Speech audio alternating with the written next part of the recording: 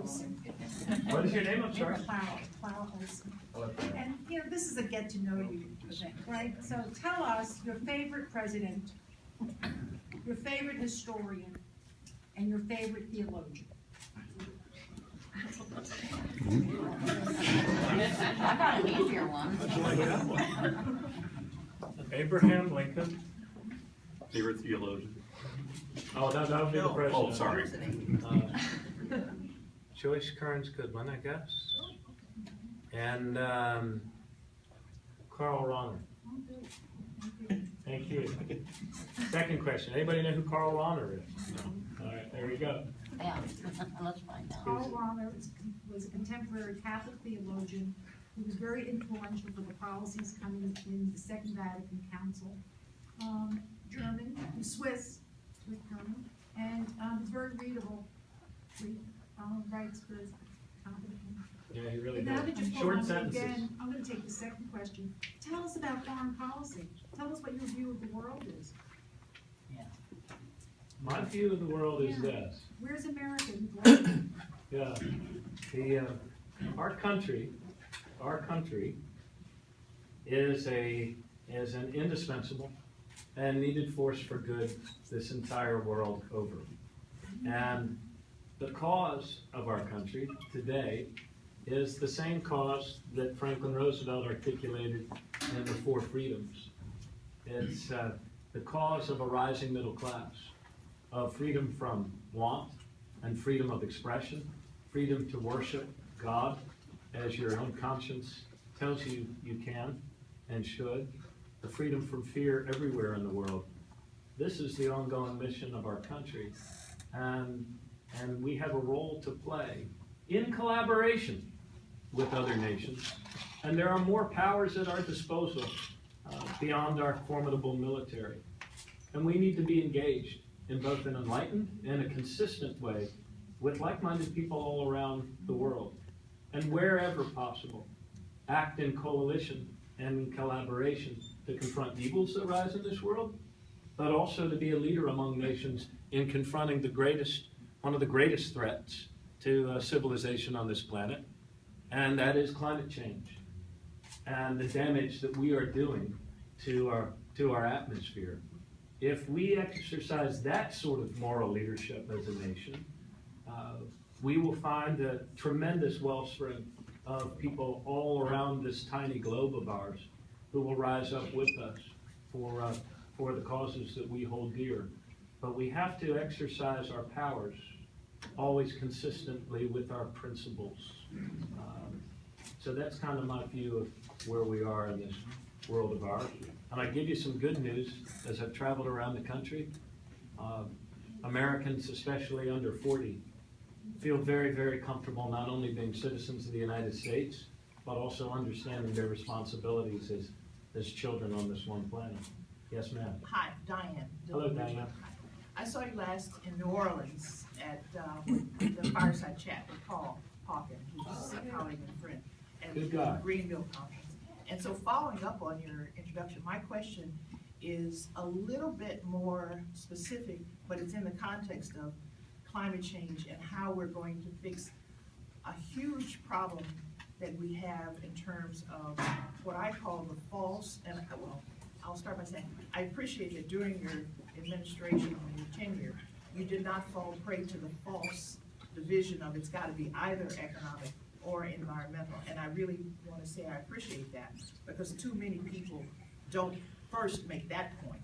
But in terms of our power generation and electricity generation, we are falling prey to such concentrations of power, as you mentioned, that are allowing vast amounts of land and people's futures to be compromised by fracking, by not following and taking advantage of renewable electricity production, and not exploring all of those opportunities, but instead are just drilling down, literally pun intended, and doing more coal. And Iowa, much of Iowa is absolutely under attack. There's a pipeline plan through with Bakken Oil There are a whole host of things, and I know a number of us in Iowa are very, very concerned about that, but not just for Iowa, but for the whole country and for the world. So maybe you could speak to some of that. Sure, I think that I believe that clean, renewable energy, domestically harvested, is the greatest business opportunity our country's had in 100 years. And you see some positive developments popping up here and there. I mean, the fact, I'm told anyway, you can tell me if this is true or not, I'm told that now wind power is a bipartisan issue here in Iowa. It is, That Republicans and Democrats alike they do. believe. I mean, we recently in Maryland passed a regimen to pursue offshore wind. And it was a hard slog. It was not really a bipartisan issue. I think I had a hard time persuading some people in my own party. But think about the progress you all have made. I think, what, 27% of your energy is now wind? And it's increasing. And We're increasing. number 2 in the country on wind. Yeah. It's the transmission and the baseload power problems that are the challenge. Yeah, so the whole, I mean, speaking of concentrated power, for many years we pursued we had energy was a concentrated sort of thing. We, big plants that would manufacture the energy and then pump it out onto the grid, and the utility companies generally made their money by the more we consumed, the more that they made. So all of that is changing now. And like other things in this world, the solutions are going to be far more distributed. And what we need as a nation, recognizing the different geographic strengths and assets of every part of our big country, we have to craft an American jobs agenda that is a match for this climate challenge. Because the world looks at not so much what we say, but what we do. And just as we have led, or at least until a recent detour, in terms of the strongest middle class on the planet, and have made us known as the land of opportunity in the tongues of people all around the world, we have to lead on renewable energy here at home and show that it actually can be done with a combination of technologies. But also we have to be, as I said in New Orleans with Paul, we have to wrap it not in a scarcity wrapper. We can't draw the straight lines of science that lead all of us to hell. We have to be able to talk about the jobs and the opportunities that are inherent in creating this clean, renewable energy future. And if we do that, I think we're going to spark a lot of imagination, and we'll get to a point where, just as you all have around wind, that renewable energy becomes a bipartisan issue, that people see that this is the way things have to move. But it's going to require a lot of rethinking about distributed generation, how we pay for a grid and how we pay to be connected on that grid, while at the same time, each of us becoming net contributors to the grid rather than takers from the one supplier, you know? So decoupling, realizing that there is value in maintaining that grid, the investments, the smart grid, all of these things are what we need to do, but under the banner of a jobs agenda for climate change. I know you're busy. I know you got to run. What do you think about the union? I come out of Chicago, like my son, I couldn't meet. What saved hundreds and thousands of my family was that I was within a meat union program that enabled me to not go to Vietnam, you know, being head of the family.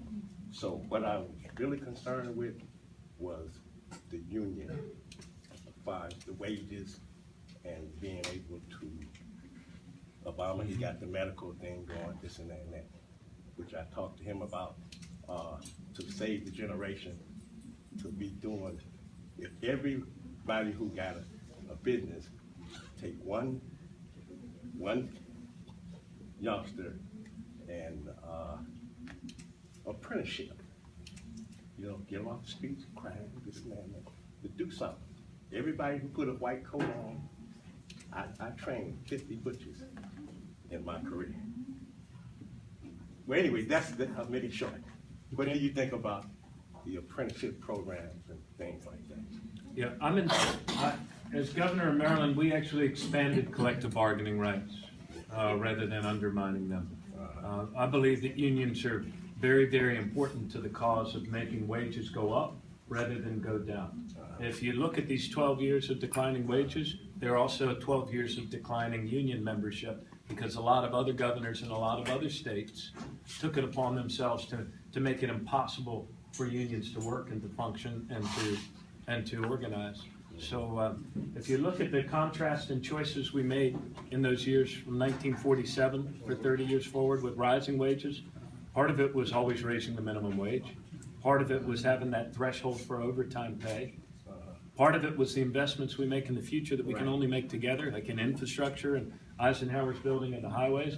Part of it, though, was also rising union membership, which reached its peak, I think, 32% or something like that in the middle of those 30 years. And we should be making it easier for people, workers, to join forces and bargain collectively, not harder. And there are benefits to be derived from the apprenticeship programs and all of those sorts of things. As mayor, we also applied, or as mayor, as governor, once a mayor, always a mayor. As governor, we also applied prevailing wage to all our school construction work. We pushed for PLAs on the larger projects, and on public-private partnerships, we made sure that they paid prevailing wage as well. Yes, sir. My name is Nouman Abouissa, and I really appreciate all your domestic principles about wage, about equality, and also you mentioned also on the international arena you'd like to line up our power with our principles. I see a conflict there in the Middle East, how we line up our power with our principles, starting with the war in Iraq to the most recent visit of Netanyahu to our Congress. I think there is a shift, I guess, in the country here. We feel that there is unjust policy going on toward the Palestinians. Now, Netanyahu said himself that he does not believe in a state for the Palestinians. I want to know your vision for a solution for the Middle East problems. We support Israel, and we should support Israel with what $3 billion every year. However, we have to line up our principles also for equality. And what's happening that the Palestinians are living in a state, in a non-state situation, and Netanyahu said they will continue to live that way as almost like slaves. So what's your principle on that? I've visited Israel a number of times. I have visited Ramallah, and I believe that the best interests of our country is to be found in a peaceful solution and long-term solution to the Israel and Palestinian conflict. And as elusive as it may seem, the best hope of that is a two-state solution. And so I think as a country we need to continue to pursue that two-state solution. And I know I watched and heard what Mr. Netanyahu said, and then I saw what was in the New York Times the very next day, where he said he didn't say it, and that he was open to a two-state solution. So of the two messages, I think we should accept the message that he's open to a two-state solution. But his action is not that way for the last 20 years. I know. We have to keep working towards it. I have a quick question. It's Yes, ma'am. real easy. I'd like to know what union you're going to visit in Cedar Rapids. What union am I going to visit in Cedar You don't Rapids? know? IBEW. Okay. Thank you, Jake. Jake's my teleprompter. I hope He's so. put together the- I was a Teamsters chief union steward in Iowa City at a plant called UTA Leader Shelter Corporation for like 32 years. So I'm a Teamster and I understand what he's talking about. And I talked to my daughter when she finished college, she found out what unions are all about. Yeah. Go to a job where you can't make any money. Right. And they've taken so much away from the people that are unions. Like when I worked there, I had like $5 a month for a family plan. Mhm. No co-pay, no anything. Now they've taken a lot of things away. I've been gone for like 13 years, been retired for 13 years. And I can understand why young people don't understand it, because they don't have leadership like older people like we did. I taught my daughter, and my dad was he was a business agent for the ironworkers, and we moved to Denver in 1959. So I understand, and I've always grown up as union people. But a lot of young people, they just go in because they want the money. They don't care about if you buy, you need to, when you negotiate, you need to buy some kind of a supplemental thing for you, like dental insurance. People use it at first, and then after that, they don't use it. It's cheap. But they'd rather have 5 cents in their pocket than have like dental insurance or something like that. Are you meeting at the Teamsters Hall, or are you meeting at their hall? Jake, are we meeting at the Teamsters Hall, or are we meeting at the IBEW Hall? Meet at the IBEW up in, Caucus. On C Okay, I can tell you that Teamsters, you guys were always very kind to me and helping me in my number of elections, and I really appreciate it. Yeah. And I think we talked about we need to make it easier for workers to join forces, not harder. It's a shame. I mean, there's a reason why the governors that are so heavily supported by the Koch brothers would do everything they can to wipe out the ability of unions to organize. They don't should tell move you. to Minnesota, The concentration Wisconsin. of wealth Wisconsin. and power in our country is something we're all paying for through declining wages. I just have a quick Yes, question. ma'am. I was a member. What's your name? My name is Pat, Hello, and Pat. I'm from Cedar County, the vice chair with Larry. I was a CWA member for like 40 years, and so I really hate the unions too, but they're just not doing anything. The companies have bought the unions out, and the people are not getting what they paid for with the dues. And the other thing is, could you please contact our governor and give him some clues, because he does everything opposite from what you're saying, so. Yeah, there's a number of them that do it opposite of what they. We would sure like to have some of that in Iowa. I know we're enjoying this. We got time for one more quick question, then Governor O'Malley's we're gonna take about 10 minutes for him to circulate around, shake some hands, get to meet a few of you. He's gotta be, like he says in Cedar Rapids, at noon, and all of you know how long that takes. So we're trying to get him out of here at 11 o'clock. So, right back there, Michael. Governor, I'm Mike Owen, I'm on the school board over in West Branch, birthplace of Herbert Hoover. You know, we're busy trying to get kids ready for careers in college, and they're facing these mountains of debt when they get out of college. What are we gonna do about it? Yeah, I just have, my two oldest daughters are 24 and 23, and they're both out of college. Man, the interest rate is still piling up on what their mom and I had to borrow to get them through.